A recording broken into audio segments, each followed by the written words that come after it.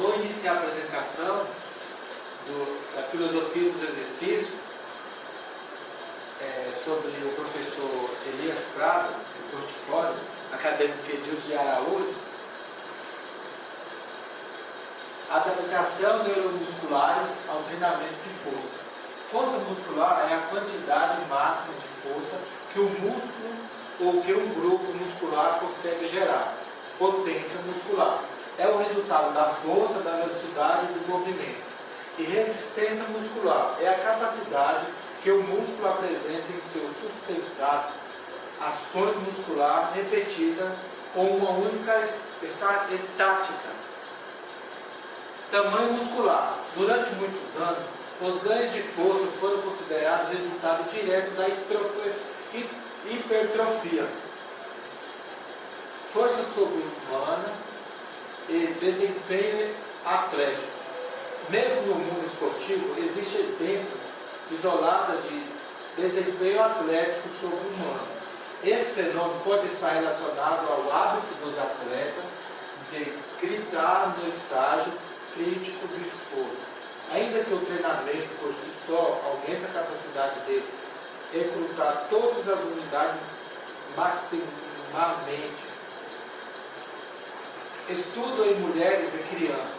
Essa diferença é maior na porção superior do corpo, na qual os homens são aproximadamente 50% mais fortes do que as mulheres, sendo apenas 30% mais fortes do que elas nas porções inferiores. No entanto, as mulheres não apresentam o mesmo grau de hipertrofia. De fato, algumas mulheres duplicam sua força sem qualquer alterações observável no tamanho muscular. Hipertrofia muscular. Pode ocorrer de dois tipos de hipertrofia. Hipertrofia transitória é o aumento de volume do músculo que ocorre durante uma sessão de exercício simples. E a hipertrofia crônica refere-se ao aumento de tamanho muscular que ocorre com treinamento de força ao longo de duração. Peso livre versus aparelho.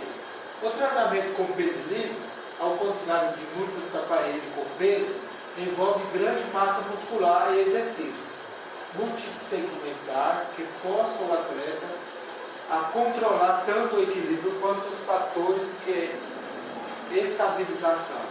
Portanto, os exercícios com peso livre dão mais resultado que os do aparelho. Atrofia muscular é a diminuição de força com inatividade. Ocorre a atrofia muscular, a diminuição do músculo e da força, quando os músculos permanecem inativos, como no caso de uma lesão ou uma desuso. A atrofia começa muito rapidamente e o treinamento foi interrompido. Elaboração de programa de treinamento de força. No estágio inicial de um grupo de treinamento, a força aumenta mais rapidamente do que a massa muscular.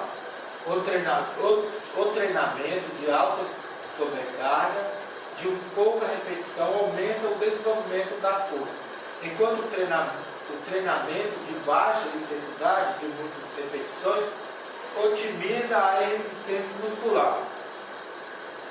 Programa combinado de treinamento de força e de resistência. O treinamento de força e de resistência em geral são realizados simultaneamente por atleta e por aqueles que se entusiasmam pela aptidão física. Alguns cientistas argumentam que a realização de um treinamento combinado de força e de resistência consegue menores ganhos de força em comparação com o indivíduo que realiza somente treinamento com peso. No entanto, o impedimento dos ganhos de força com a combinação de treinamento com peso e a resistência provavelmente depende de vários fatores, incluindo o nível de treinamento dos indivíduos, o volume e a frequência de treinamento e a forma como os dois métodos de treinamento estão integrados. Dor muscular. A dor muscular pode estar presente durante o estágio final de uma sessão de exercício e no período de recuperação imediata, de 12 a 48 horas após uma sessão de exercício de exaustão, ou em ambos os períodos. Dor muscular aguda. A dor sentida durante e imediatamente após os exercícios pode ser resultado do músculo de produto metabólico, decorrente dos exercícios como íons H+, e do edema tecidual. Essa dor, esse desconforto geralmente leva alguns minutos ou horas após os exercícios desaparecerem.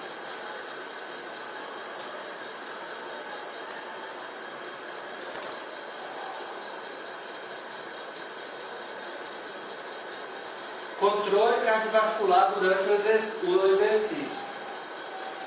Estrutura e função do sistema cardiovascular.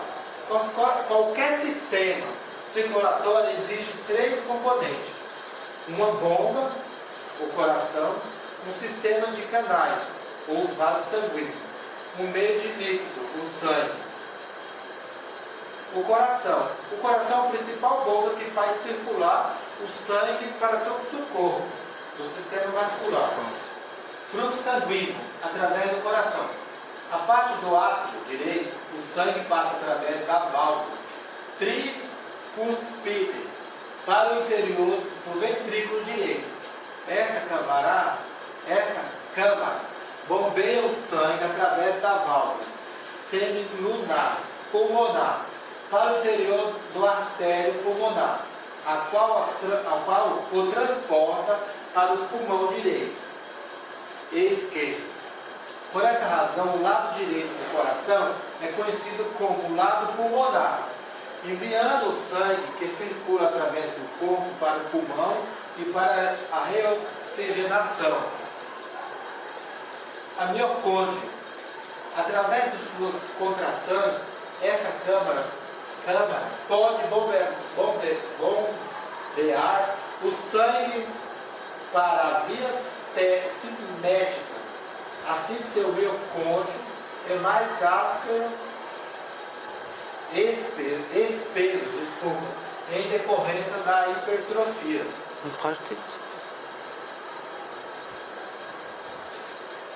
Os 4 componentes do sistema de condução cardíaca são nódulo sinoatrial, SA, nódulo atrioventricular, AV, feixe atrioventricular, feixe de IS, fibra Purkinje. O nódulo sinoatrial é o marcapasso do coração, estabelecendo o pulso e coordenando a atividade do coração. Controle extrínseco da atividade cardíaca. A frequência cardíaca é a força de contração, pode ser alterada pelo sistema nervoso autônomo ou pelo sistema endócrino. Arritmia cardíaca. Um único cardíaco irregular é o denominado arritmia. A bradicardia e a taquicardia são 2 tipos de arritmia. Bradicardia significa coração lento. Taquicardia significa coração rápido. Eletrocardiograma, ou ECG, é um registro do funcionamento elétrico do coração. Um ECG de esforço de exercício pode revelar distúrbio cardíaco subjacente. Terminologia da função cardíaca. O círculo cardíaco consiste numa fase de relaxamento, diastole, e numa fase de contração de todas as câmaras cardíacas. Volume de ejeção. Durante o sistole, um certo volume de sangue é injetado no ventrículo esquerdo. Essa quantidade é o volume de injeção, EV. Fração de ejeção. A proporção de sangue bombeada para fora do ventrículo esquerdo de cada batimento é a função de injeção.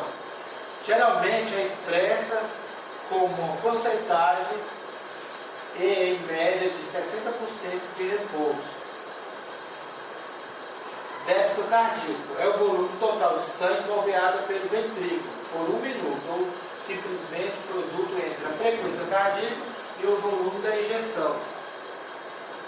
Pressão arterial. A pressão sanguínea é a pressão exercida pelo sangue sobre as paredes vasculares.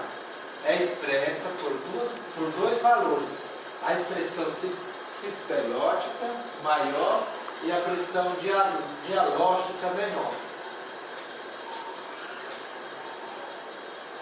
A hipertensão arterial é o termo clínico que descreve as condições na qual a pressão arterial encontra-se cronicamente elevada, acima dos valores apresentados pelos indivíduos normais e saudáveis.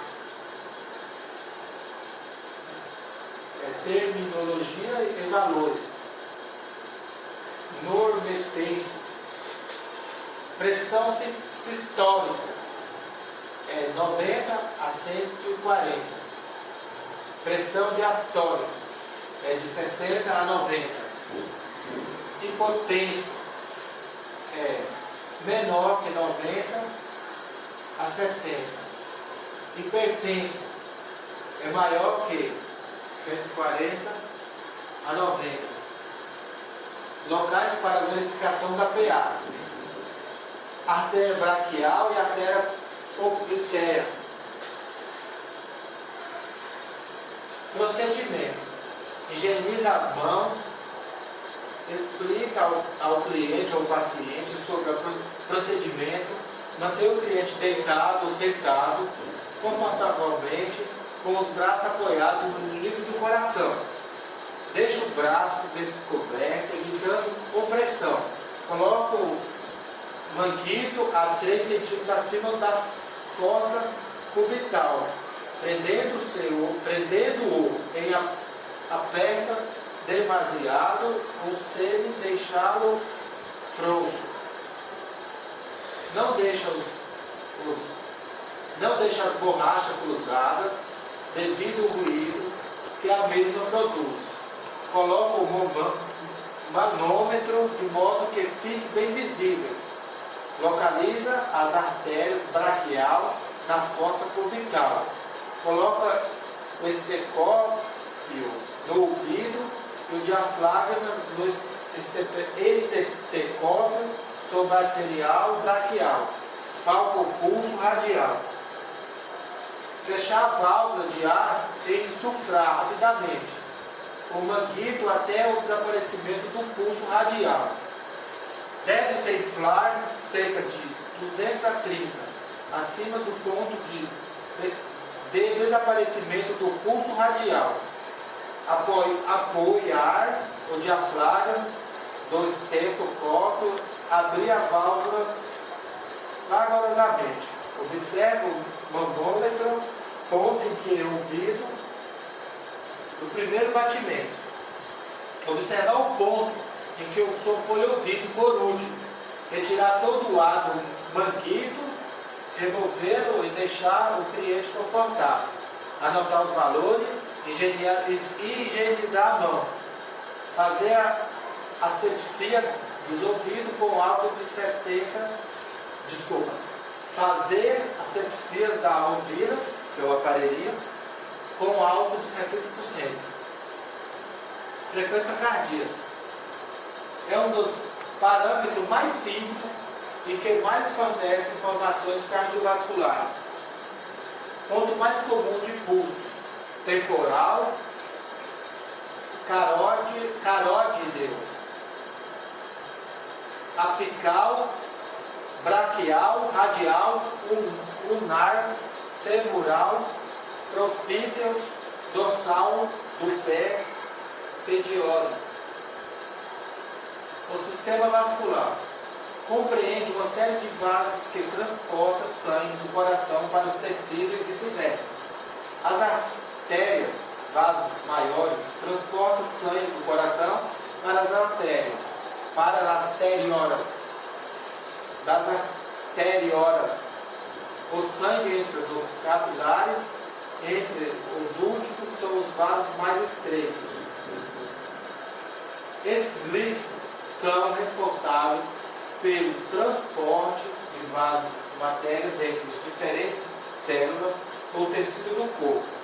Numa doação de sangue, a remoção de uma unidade aproximadamente de 500 ml ou mililitros representa uma redução de 8 a 10% do volume de sangue do total que você tem no corpo.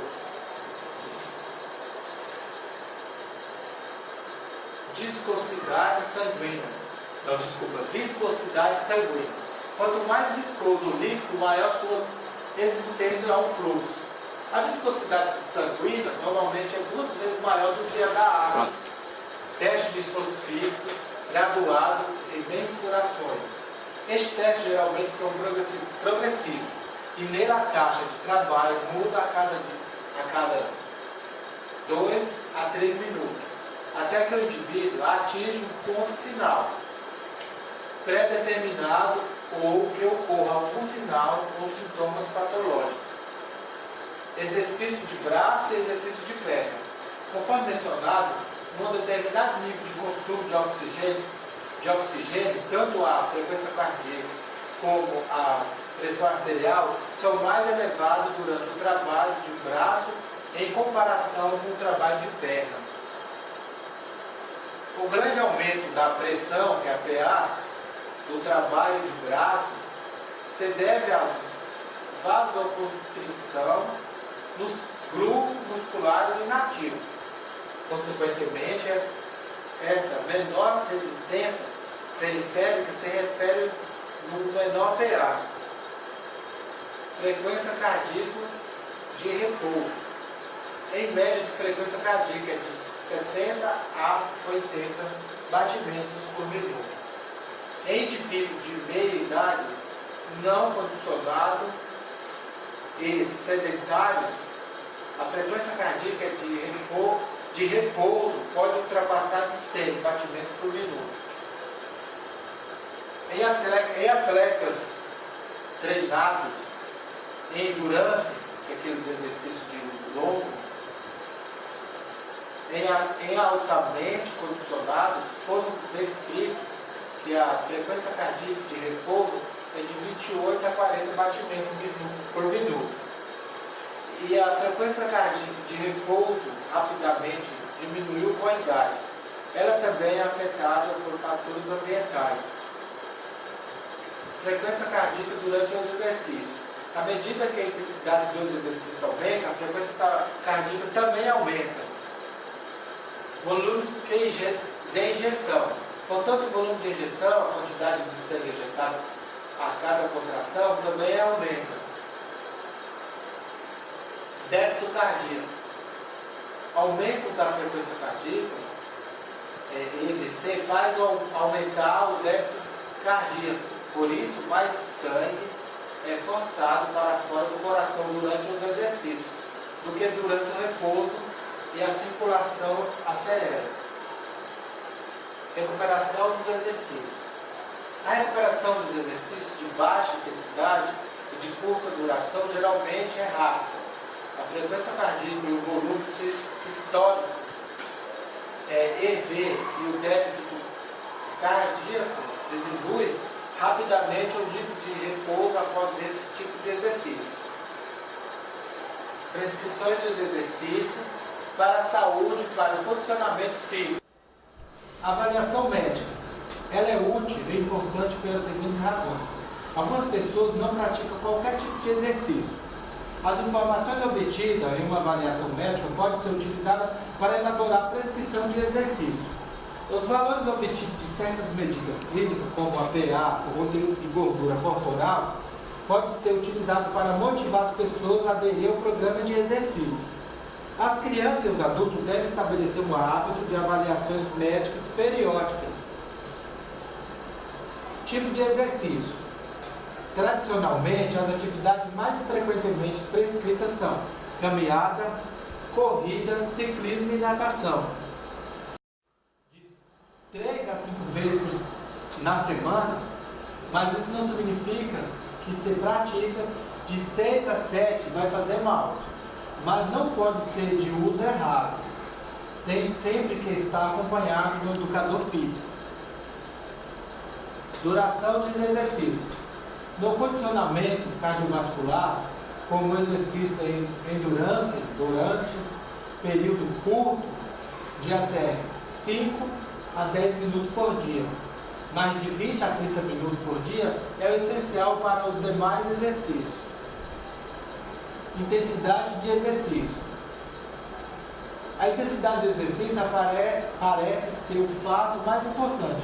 No entanto, para a maioria, a intensidade adequada parece ser no mínimo de 60% VO2 max.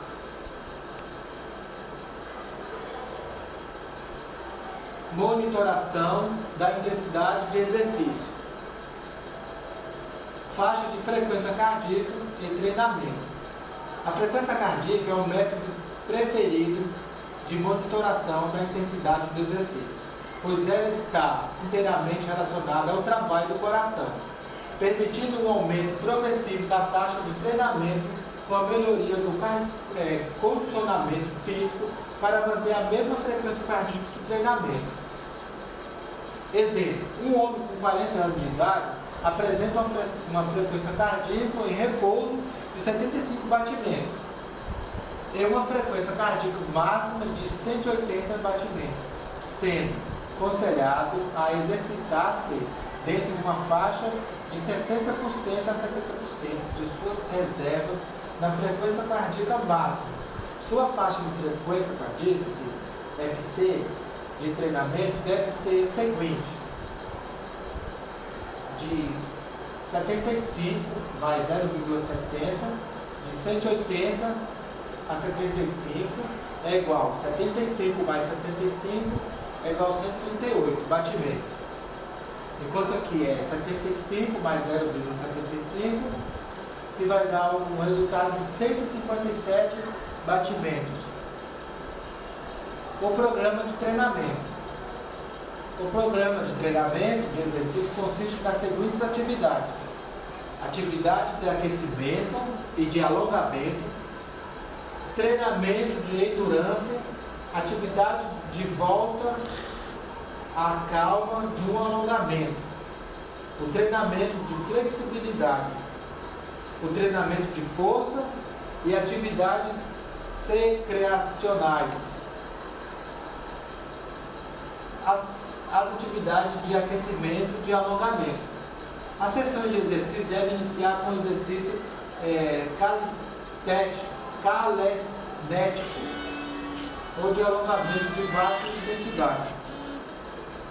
Um bom aquecimento reduz também a quantidade de dores musculares que sentimos durante os estágios iniciais de um programa de exercício e pode diminuir o seu risco de lesão. Atividade de volta à calma e de alongamento.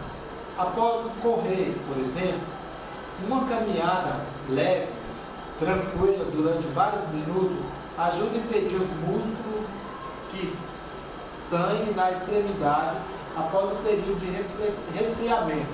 Pode ser realizado exercício de alongamento para facilitar o aumento da flexibilidade. O treinamento e a flexibilidade. Esse exercício deve ser realizado lentamente.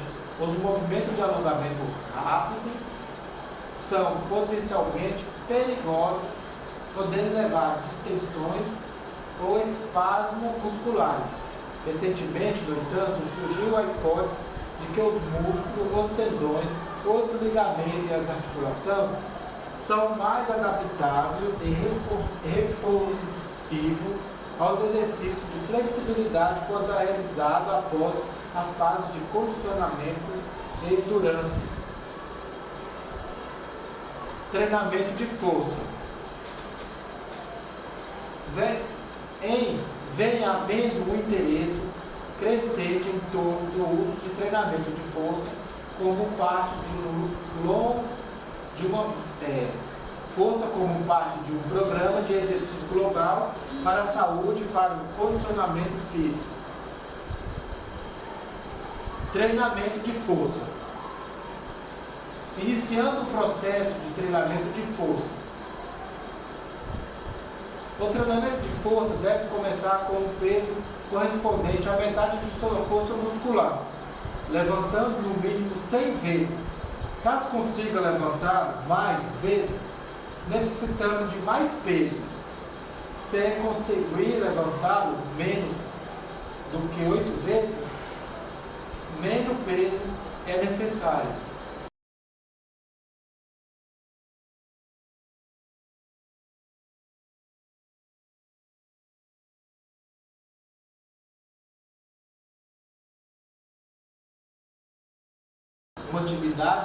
Uma vida fisicamente ativa.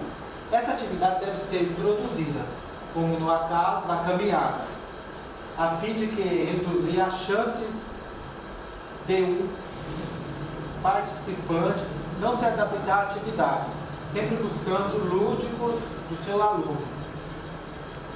Benefícios psicológicos potenciais do exercício regular: a redução do estado da ansiedade, a redução da depressão moderada, a redução do neuroticismo, exercício a longo prazo, coadjuvante para o treinamento profissionais e a depressões graves, aprimoramento do humor, o aumento do sistema do autoconceitos, redução de o condicionamento durante o ano todo para os atletas. O período de treinamento dos atletas pode ser dividido em 3 fases: o treinamento de fora da temporada, o treinamento pré-temporada e o treinamento durante a temporada. O condicionamento fora da temporada. Em geral, os objetivos dos programas de condicionamento fora da temporada são: evitar o ganho excessivo de gordura corporal, manter a força ou resistência muscular, manter a integridade, ligamento e os ossos, manter o nível de habilidade razoável no esporte específico do atleta. Condicionamento pré-temporada. O principal objetivo do condicionamento pré-temporada, de 8 a 12 semanas antes da competição, é melhorar ao máximo a capacidade do sistema energético predominante utilizando em determinado esporte. Em geral, os tipos de exercícios realizados durante o condicionamento pré-temporada são similares ao utilizados no condicionamento fora da temporada. A principal diferença entre o condicionamento pré-temporada e fora da temporada é a intensidade de esforço de condicionamento. Condicionamento durante a temporada. O objetivo de geral do condicionamento durante a temporada para a maioria dos esportes é manter o nível de condicionamento atingido durante o programa de condicionamento pré-temporada. No planejamento de um programa durante a temporada, o objetivo é elaborar o programa que possua volume de intensidade suficiente para manter a força, a resistência durante toda a sua extensão. Os erros comuns do treinamento. Alguns dos erros mais comuns do treinamento incluem overtraining, o treinamento insuficiente, a utilização de exercício e intensidade da taxa de trabalho não específico à moralidade esportiva. 4. A falha do planejamento do programa de treinamento longo prazo para atingir os objetivos específicos. A não redução do treinamento antes de uma competição. Contraindicações para o treinamento físico. Em alguns casos, a atividade física é contraindicada. O educador físico frequentemente se defronta com a dúvida sobre o cliente continuar ou não com o treinamento. Graças à incerteza, está em um lado seguro os médicos muitas vezes recomendam descanso prorrogado e inatividade ou perdem para ir com calma. Traumatismo craniano com esporte. Embora os traumatismos possam ocorrer em muitos tipos de esporte, os tipos como o maior risco, inclusive, do futebol americano, a ginástica, o hóquei no gelo, a luta de boxe, entre outros. Atividades mais comuns de risco, atividades com risco importante do traumatismo craniano são a corrida de cavalo, o motociclismo, a corrida automobilística e a artes marciais. Um forte golpe sobre a cabeça durante um prático esporte, como uma colisão durante a partida de futebol americano, pode resultar numa lesão cerebral que pode ser classificada como menor ou maior, dependente da magnitude da lesão e do tecido cerebral. Pratique atividade física e seja saudável.